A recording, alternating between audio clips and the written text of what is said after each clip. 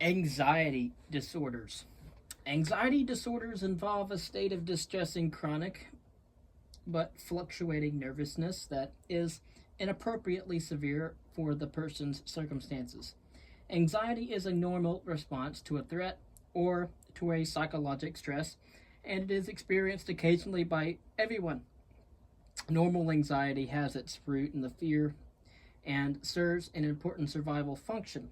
When someone is faced with a dangerous situation, anxiety induces the fight or flight response, and with this response, a variety of physical changes, such as increased BP or increased blood flow to the heart and muscles, provides the body with the necessary energy and strength to deal with life threatening situations, such as running from an aggressive animal or fighting off an attacker.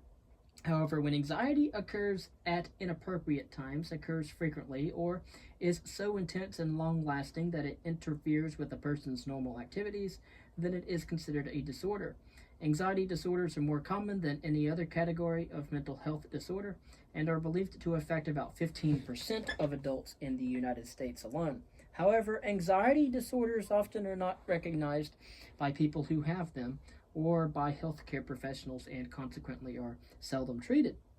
The causes of anxiety disorders are not fully known, but both physical and psychological factors are involved.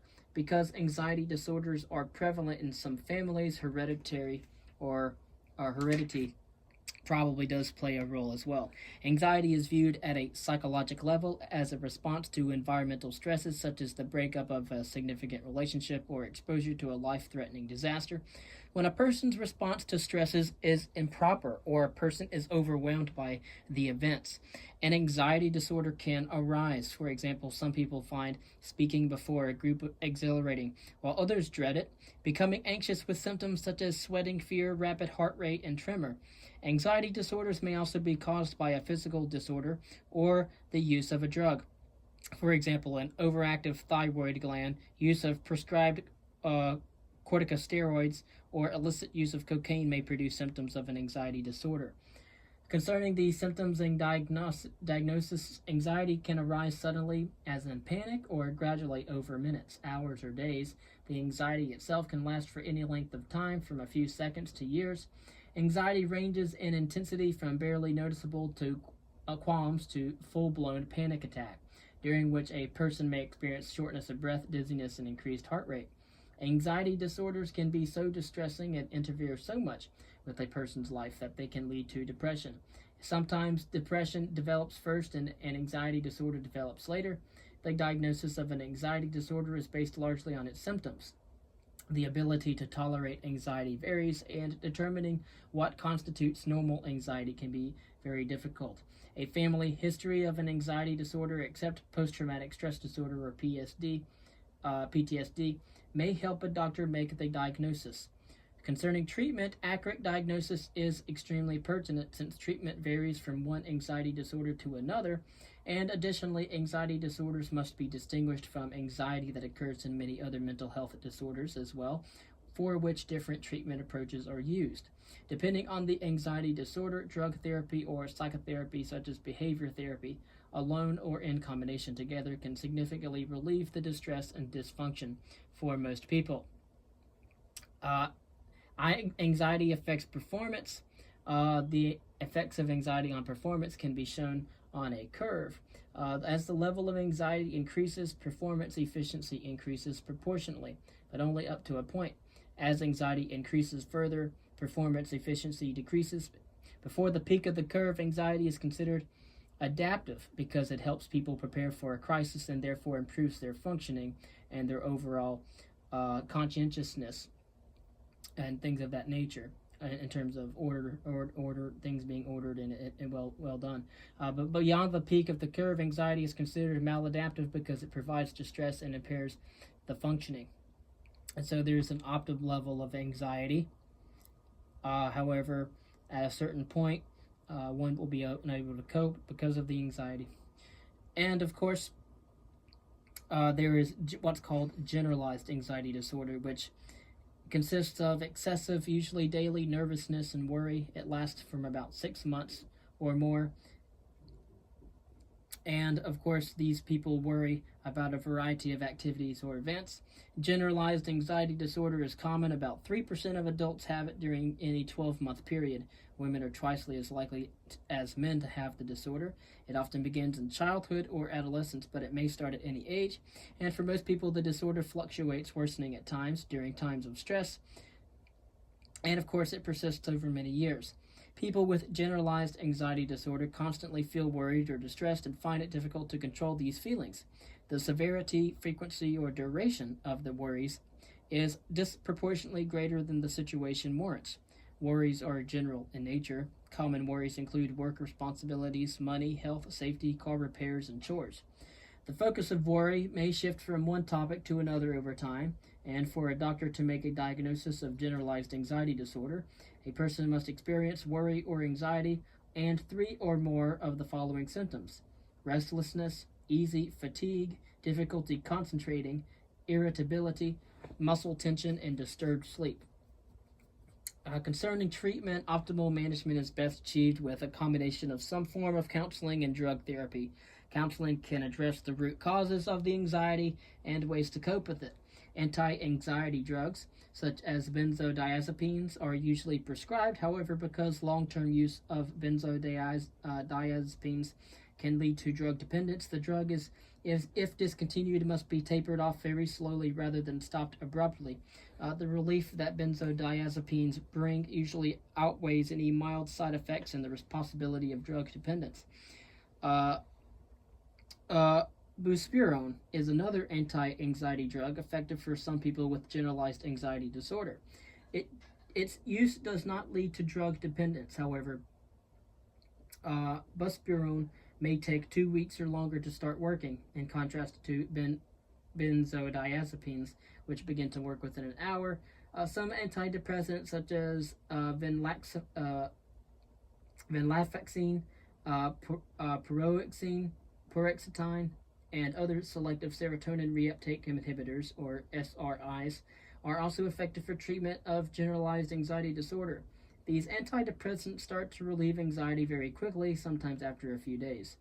Herbal products such as kava and valerian appear to have anti-anxiety effects, although their effectiveness for treating anxiety disorders such as generalized anxiety disorder requires further study. Cognitive behavior therapy, CBT, has been shown to be beneficial for generalized anxiety disorder. Relaxation, yoga, meditation, exercise, and biofeedback techniques may also be of some help as well. And again, we have some very common basic anti-anxiety drugs, such as benzodiazepines. We have things like clonazepam, clorazepate, diazepam, lorazepam, for generalized anxiety disorder, for panic disorder and phobic disorder. They can have a side effect of sleepiness, impaired coordination, a slowed reaction time. It may lead to drug dependence and should not be used by people who have an alcohol dependency. Of course, most commonly used type of anti-anxiety drug is benzodiazepines, and they promote mental and physical relaxation by reducing nerve activity in the brain. They begin to work quickly, sometimes within an hour. Again, that's alprazolam, chlordiazepoxide, clonazepam, clorazepate, diazepam, lorazepam, and oxazepam. Then we have buspirone, which is also for generalized anxiety disorder. Side effects could be dizziness and a headache. It does not cause sedation or interact with alcohol. It also does not lead to drug dependence. Onset of anti-anxiety effects may take 2 weeks, however, to come into effect. And then we have what's called antidepressants, which are selective serotonin reuptake inhibitors, or SRIs, such as venlafaxine, monoamine oxidase inhibitors, triclitic antidepressants for generalized anxiety disorder, panic disorder, phobic disorders, obsessive compulsive disorder, and post-traumatic stress disorder. So, and also, of course, note that all these antidepressants listed work for all of the uses that are listed.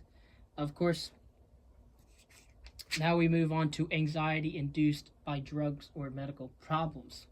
Anxiety can be caused by a medical disorder or the use or discontinuation of a drug. Examples of medical disorders that may cause anxiety include neurologic disorders such as head injury, brain infection or inner ear disorder, cardiovascular disorders such as heart failure and abnormal heart rhythms, arrhythmias,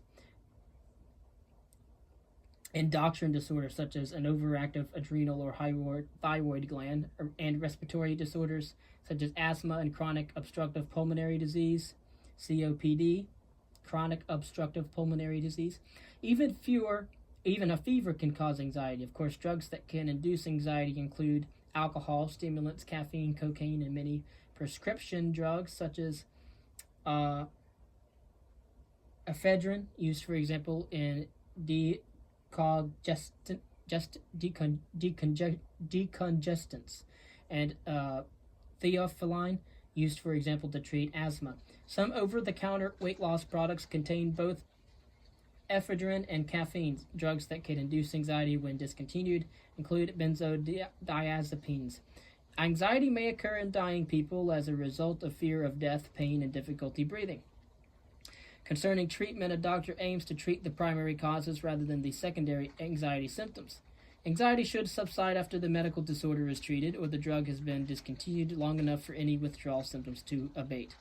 A doctor can treat any remaining anxiety with appropriate anti-anxiety drugs or psychotherapy, such as behavior therapy. For people who are dying, strong analgesics with potent anti-anxiety effects such as morphine are often appropriate. No dying person should have to experience intense anxiety. Panic attacks and panic disorder. Panic is acute, short-lived, extreme anxiety with accompanying physical symptoms. So the panic is acute, short-lived, extreme anxiety, however, with accompanying physical symptoms. Panic attacks may occur at any anxiety disorder, usually in response to a specific situation tied to the main characteristic of the disorder. For example, a person with a phobia or a fear of snakes may panic when encountering a snake. However, these situational panic attacks differ from the spontaneous, unprovoked ones that define a person's problem as a panic disorder. Panic attacks are common, occurring in more than 1/3 of adults each year. Women are 2 to 3 times more likely than men to have a panic attack and panic disorder. Most people recover from panic attacks without treatment, however. A few develop panic disorder. Panic disorder is present in 2% of the population during any 12-month period. Panic disorder usually begins in late adolescence or early childhood. A panic attack involves the sudden appearance of at least 4 of the following symptoms: chest pain or discomfort, choking, dizziness, unsteadiness, or faintness, fear of dying, fear of going crazy or of losing control, feelings of unreality, strangeness, or detachment from the environment, flushes or chills, nausea, stomach ache or diarrhea, numbness or tingling sensations, palpitations or accelerated heart rate, shortness of breath or sense of being smothered, sweating and trembling or shaking. Symptoms, of course, peak within 10 minutes and usually dissipate within minutes, leaving little for a doctor to observe except the person's fear of another terrifying attack. And since panic attacks are sometimes unexpected or they occur for no apparent reason, especially when people experience them as part of panic disorder, people who have them frequently anticipate and worry about another attack, a condition called anticipatory anxiety, and try to avoid places where they have previously panicked. And because symptoms of a panic attack involve many vital organs, people often worry that they have a dangerous medical problem involving the heart, lungs, or brain, and they also seek help from a doctor or hospital emergency department. However, the correct diagnosis may not be made, leading to the additional worry that the medical problem is going untreated. Although panic attacks are uncomfortable, at times extremely so, they are not dangerous.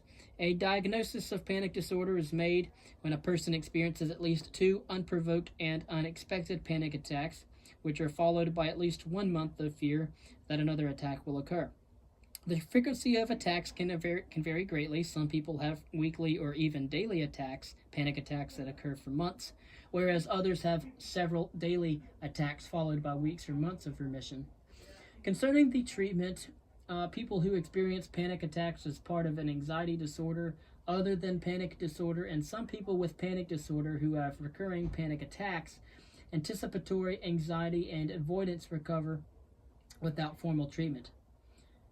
For others, panic disorder follows a waxing and waning course over years. People with panic disorder are more receptive to treatment if they understand that the disorder involves both physical and psychological processes, and that treatment must address both. Drug therapy and behavior therapy can generally control the symptoms. Drugs that are used to treat panic disorder include antidepressants and anti-anxiety drugs such as benzodiazepines, most types of antidepressants, tricyclics, monoamine oxidase inhibitors, and selective serotonin reuptake inhibitors. Again, SSRIs are effective. Benzodiazepines work faster than antidepressants, but they can cause drug dependence and are probably more likely to cause sleepiness or drowsiness, impaired coordination, and slow to reaction time. SSRIs are preferred to other antidepressants and benzodiazepines because they are equally effective but have fewer side effects, especially considerably less sleepiness and drowsiness, and do not cause drug dependence. And again, those monoamine oxidase inhibitors are the MAOIs. When a drug is effective, it prevents or greatly reduces the number of panic attacks. A drug may have to be taken for a long time because panic attacks often return once the drug is discontinued. Exposure therapy is a type of behavior therapy in which the person is exposed repeatedly to whatever triggers a panic attack. It often helps to diminish the fear. Exposure therapy is practiced until the person develops a high level of comfort with the anxiety-provoking situation. And in addition to people who are afraid that they will faint during a panic attack, can practice an exercise in which they spin in a chair or breathe very quickly or hyperventilate until they feel faint. This exercise teaches them that they will not actually faint during a panic attack. Practicing slow, shallow breathing, respiratory control helps many people who tend to hyperventilate. And of course, supportive psychotherapy, which includes education and counseling, is beneficial because a therapist can provide general information about the disorder to them, its treatment, the realistic hope for improvement, and of course, the support that comes from a trusting relationship with a doctor. What is exposure therapy? Well, unlike systematic desensitization, which pairs relaxation with gradual exposure to the source of anxiety, a process called reciprocal inhibition, exposure therapy purposefully generates anxiety. By being repeatedly exposed to the feared object or situation, either literally or by using the imagination, the person experiences the anxiety over and over again until the stimulating event eventually loses its effect. This process is called habituation. Two variants of exposure therapy are flooding and graduated exposure. Flooding exposes the person to the anxiety-producing stimulus for as long as 1 to 2 hours. Graduated exposure gives the person a greater degree of control over the length and the frequency of the exposures.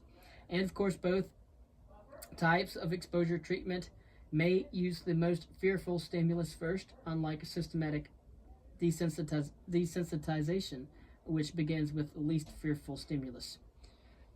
Concerning phobic disorders, phobias or fears involve persistent, unrealistic, intense anxiety and fear in response to specific external situations. And so people who have a phobia avoid situations that trigger their anxiety and their fear, or they endure them with great distress. However, they recognize that their anxiety is excessive and therefore are aware that they have a problem. Agoraphobia. Agoraphobia is characterized by anxiety about or avoidance of being trapped in a situation or a place with no way to escape easily if anxiety or panic develops. Agoraphobia, and think about the agora in Greece, a place of meeting, of course. Agoraphobia is diagnosed in about 40% of women, 2% of men during any 12-month period, and most people with this disorder develop it in their early 20s. Agoraphobia rarely develops after the age of 40. Although agoraphobia literally means fear of the marketplace, although that's what I told you, the agora is the market in Greek. The term more specifically describes the fear of being trapped generally or being often in a busy place filled with people without a graceful and easy way to leave if anxiety becomes severe. Typical situations that are difficult for people with agoraphobia include, of course, standing in line at a bank or a supermarket, sitting in the middle of a long row in a theater or a classroom, or riding on a bus or an airplane or a train.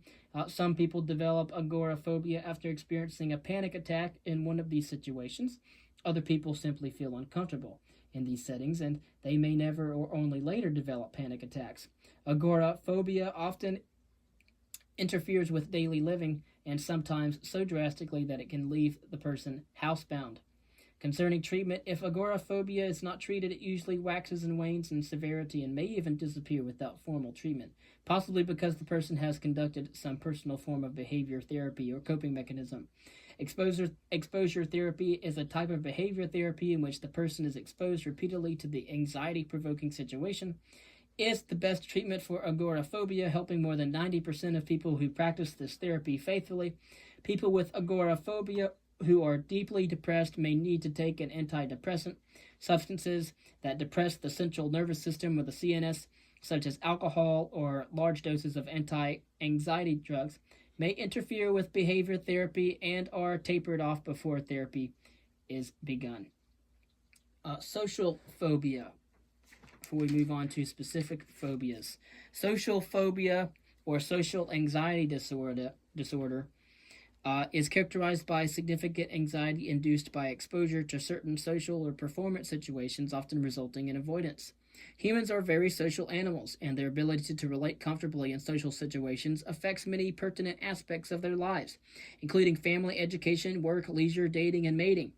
As primates, we are very social in our nature, and although some anxiety in social situations is normal, people with social phobia or social fear or social anxiety disorder have so much anxiety that they either avoid social situations altogether or they endure them with much distress. About 13% of people have social phobia, social anxiety disorder. Sometime in their lives, the disorder affects 9% of women and 7% of men during any 12-month period. Men are more than likely, when compared to women, to have the most severe form of social anxiety or social anxiety disorder, also called avoidant personality disorder. So it's the most severe form of social anxiety, which is not social anxiety disorder, but it's called avoidant personality disorder. So it goes over from more of just an anxiety disorder to a personality disorder. Some people are shy by nature and show timidness early in life that later develops into social phobia or social fear. Others first experience anxiety in social situations around the time of puberty, and some social fears are tied to specific performance situations, producing anxiety only when the person must perform a particular activity in public. The same activity performed alone produces no anxiety. Situations that commonly trigger anxiety among people with social fear include public speaking, performing publicly, performing a task publicly, such as reading in a group a setting or playing a musical instrument, eating with others, signing a document before witnesses, and even using a public restroom. People with social fear are concerned that their performance or their actions will seem inappropriate.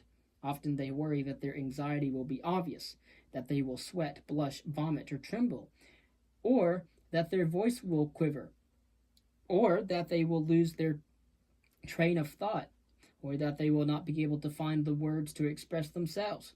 A more general type of social fear is characterized by anxiety in many social situations. In both types of social phobia, the person's anxiety comes from the belief that if his or her performance falls short of expectations, they will feel humiliated and embarrassed. Of course, we don't want that. Now, treatment. Social phobia often persists if left untreated, causing many people to avoid activities in which they would otherwise like to participate. Exposure therapy, a type of behavior therapy in which the person is exposed repeatedly to the anxiety-provoking situation, is effective, but arranging for exposure to last long enough to permit getting used to the anxiety-provoking situation and growing comfortable in that situation may not be very easy. For example, a person who is afraid of speaking in front of his boss may not be able to arrange a series of speaking sessions in front of that boss. Substitute situations may help, such as joining Toastmasters, which is an organization for those who have anxiety about speaking in front of an audience, or reading a book to nursing home residents, for example. Antidepressants such as selective serotonin reuptake inhibitors, SSRIs, and monoamine oxidase inhibitors, MAOIs, and anti-anxiety drugs can often help people with social phobia. Many people use alcohol as a social lubricant. For some people, however, alcohol abuse and dependence can result. Beta blockers are commonly used to reduce the increased heart rate, tremor, and sweating experienced by people who are distressed by performing in public. And specific phobias. A specific phobia or fear is an irrational fear of specific objects or situations.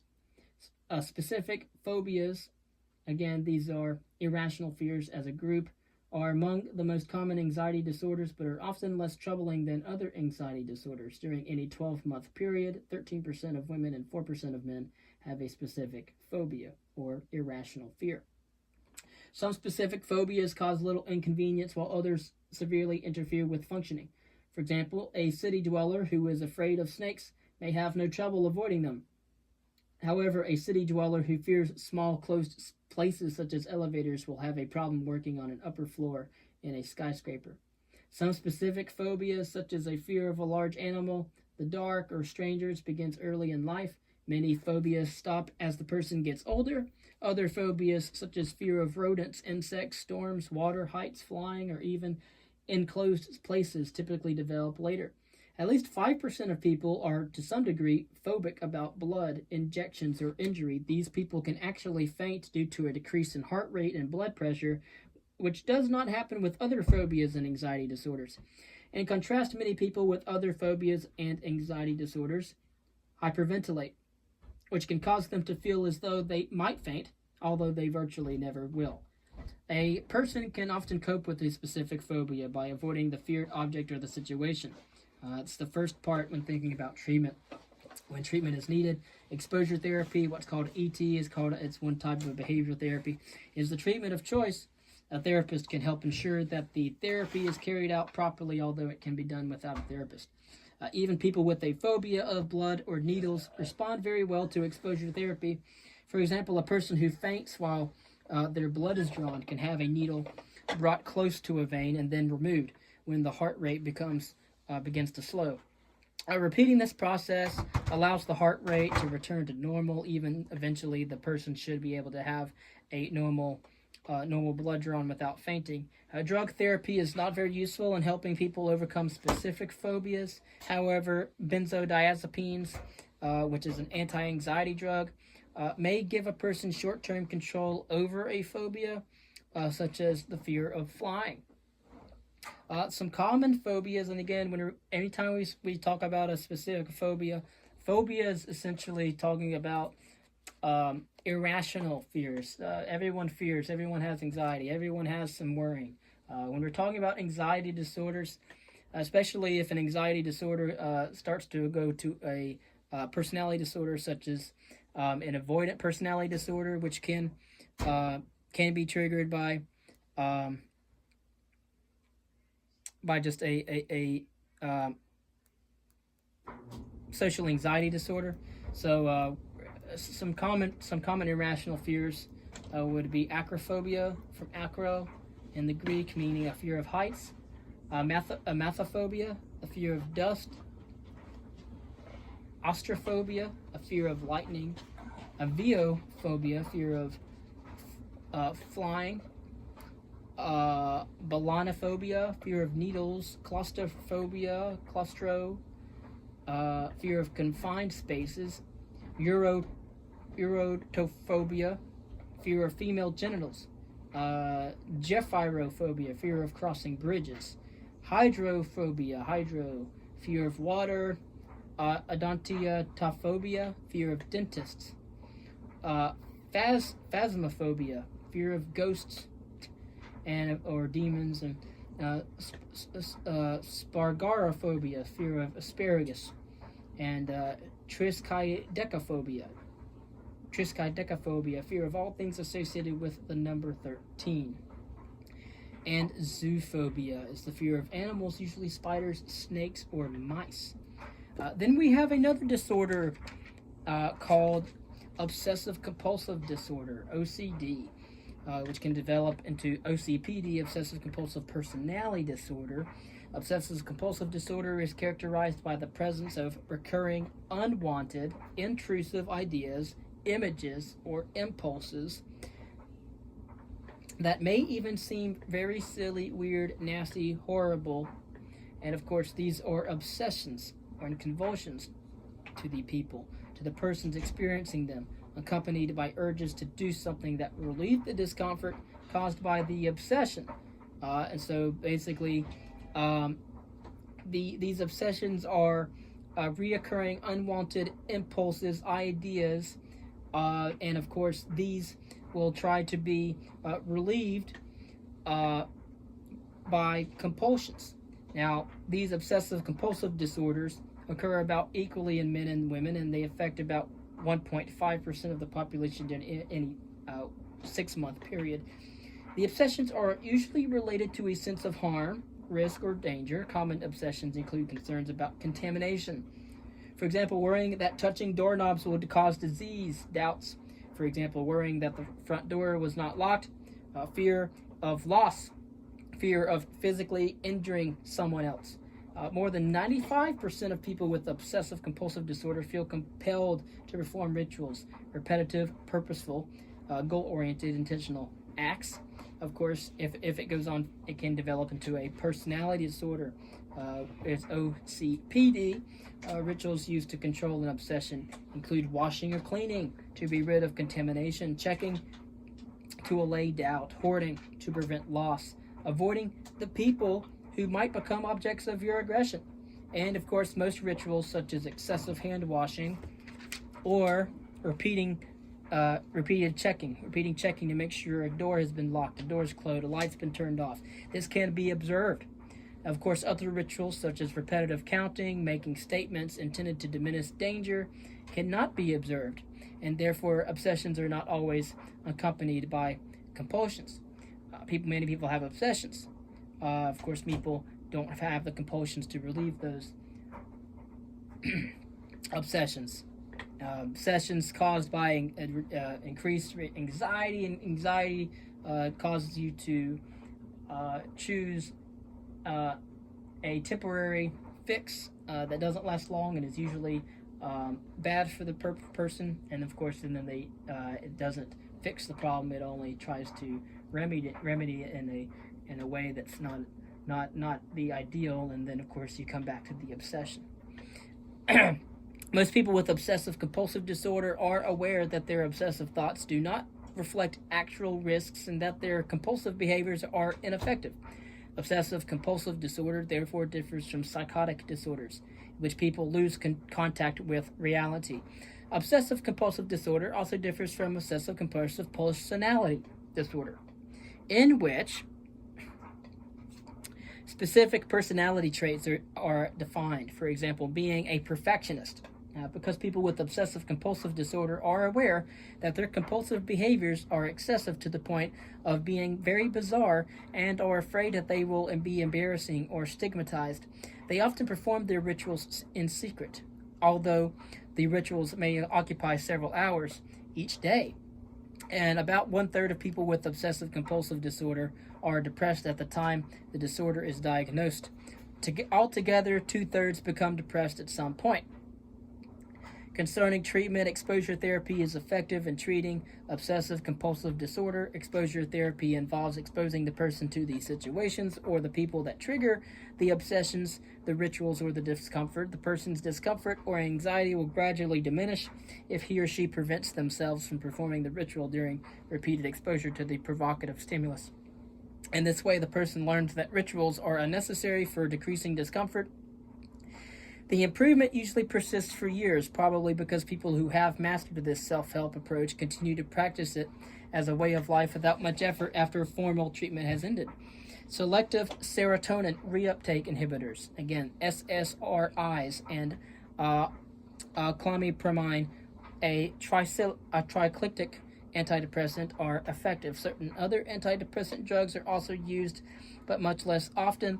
Many experts believe that a combination of behavior therapy and drug therapy is the best treatment for people with obsessive compulsive disorder. Psychodynamic psychotherapy and psychoanalysis have generally not been effective for people with OCD. Post-traumatic stress disorder, PTSD, is an anxiety disorder caused by exposure to an overwhelming traumatic event in which the person later repeatedly re-experiences the event. Experiences that threaten death or serious injury can affect people long after the experience is over. Intense fear, helplessness, or horror can haunt a person. Memories. Traumatic events may involve having been threatened with death or serious injury, or witnessing violence against another person. Examples include engaging in military combat, experiencing or witnessing sexual or physical assault, or being affected by a disaster, either natural, for example, a hurricane, or a man-made disaster would be a severe automobile accident. Sometimes symptoms do not begin until many months or even years after the traumatic event. And of course, after this event took place, and that would be called delayed onset. If post-traumatic stress disorder, PTSD, has been present for 3 months or longer, it is considered chronic. Post-traumatic stress disorder affects at least 8% of people sometime during their life, including adulthood. Many people who undergo or witness traumatic events, such as combat veterans and victims of rape and other violent acts, experience PTSD. In PTSD, the traumatic situation is re-experienced repeatedly, usually in nightmares or flashbacks. Intense distress often occurs when the person is exposed to an event or a situation that reminds them of the original trauma. Examples of such reminders are anniversaries of the traumatic event, seeing a gun after being pistol whipped during a robbery, and being in a small boat after a near-drowning accident.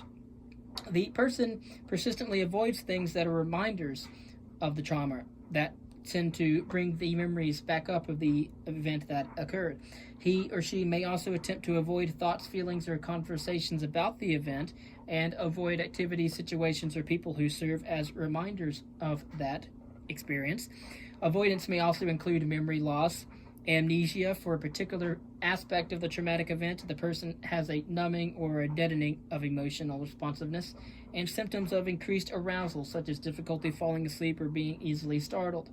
Symptoms of depression are very common, and the person shows less interest in previously enjoyed activities. Feelings of guilt are also common with this disorder. Concerning treatment of PTSD, it involves psychotherapy, including exposure therapy and drug therapy as well. Because of the often intense anxiety that is associated with traumatic memories, supportive psychotherapy plays a pertinent role in treatment. The therapist is openly empathetic and sympathetic in recognizing the person's psychological pain. The therapist reassures the person that his response is valid, but encourages him to face his memories. As a form of exposure therapy, again, the person also is taught ways to control anxiety, which helps to modulate and integrate the painful memories into their personality. Insight-oriented psychotherapy can help people with feelings of guilt, and help people with feelings of guilt to comprehend and understand why they are punishing themselves and help rid them of their guilty feelings. Antidepressants appear to provide some benefit, especially selective serotonin reuptake inhibitors, SSRIs, tricyclic antidepressants, and monoamine oxidase inhibitors, again, MAOIs. Chronic post-traumatic stress disorder may not disappear, but it often becomes less intense over time without treatment. Nevertheless, some people remain severely handicapped by the disorder for their entire lives. Acute stress disorder is similar to PTSD, except that it begins within 4 weeks of the traumatic event and lasts only 2 days to about 4 weeks. Again, acute would be a smaller disorder. Still chronic, but doesn't last as long, and it happens very soon after the event. A person with acute stress disorder has been exposed to a terrifying event. The person mentally re-experiences the traumatic event, avoids things that remind them of the event, and they have increased anxiety because of it. The person also has 3 or more of the following symptoms. Again, you must have 3 or 4 of the following symptoms: a sense of numbing, detachment, or lack of emotional responsiveness. Reduced awareness of surroundings, for example, being dazed. A feeling that things are not real. A feeling that he or she themselves, he or she is not real. Inability to remember an important part of the traumatic event. The number of people with acute stress disorder is unknown, and the likelihood of developing acute stress disorder is greater when traumatic events are severe. Again, the likelihood of developing acute stress disorder is greater when traumatic events are severe. Treatment. Many people recover from acute stress disorder once they are removed from the traumatic situation and are given appropriate support in the form of understanding, empathy for their distress, and an opportunity to describe what happened and their reaction to it. Some people benefit from describing their experience several times. Again, being able to describe their experience is a way for people to cope with the events that actually occurred. Because it's part of exposure therapy, where they're being exposed to the memories that are helping them to understand that the difference themselves as a person from the actual event that occurred. And there you go. Those are our reading on anxiety disorders. Next, we'll talk about depression and mania.